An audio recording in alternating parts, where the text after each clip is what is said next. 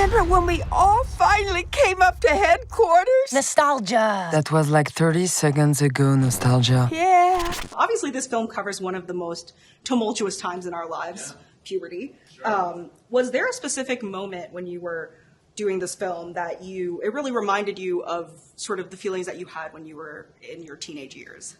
When we were watching the film or doing the film? Watching or doing, yeah. Yeah. I mean, it's this, I love the console, obviously, that they have. And my thing is, I just remember that time when you're feeling so many different things and you're feeling alone in it. It's like, man, the shift of like wondering what someone else is thinking and feeling embarrassed. And just this movie, kids feeling seen. You know, I think that's a really powerful source. I liked the physical representation of anxiety, how she went in circles and circles and circles, and then just how when joy penetrated that it was just anxiety gripping and just trying to protect Riley. It was very heartwarming. I related. I like that a lot, that she's not like trying to ruin her. She's trying to help her. They're all there to protect. Totally. That's the beautiful part. Yeah, and I love that.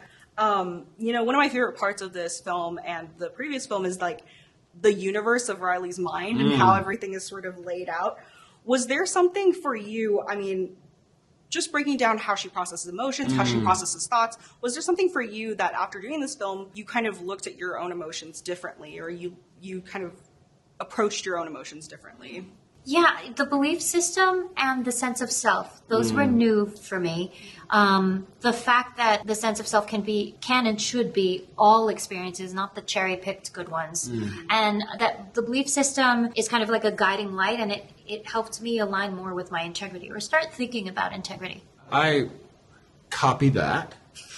And also just that they're for me. You know, like there's a sense of, oh, why am I feeling so? Why am I feeling so? And it's like, no, maybe just like take a deep breath and maybe bring some awareness to it. And be like, hey, I remember I was doing this play a few years back, and every time before I went on, felt like I was going to lose it in front of the crowd.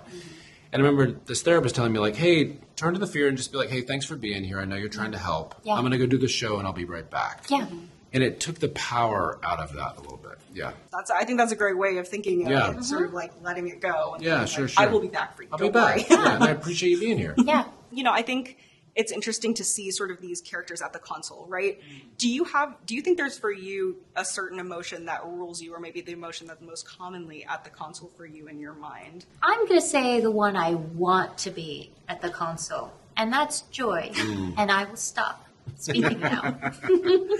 I agree. I would like to tap more into that. I think one that my daughter just graduated high school, so I'm having to let go a little bit, and it's a little tricky and not live in the what if of what could happen.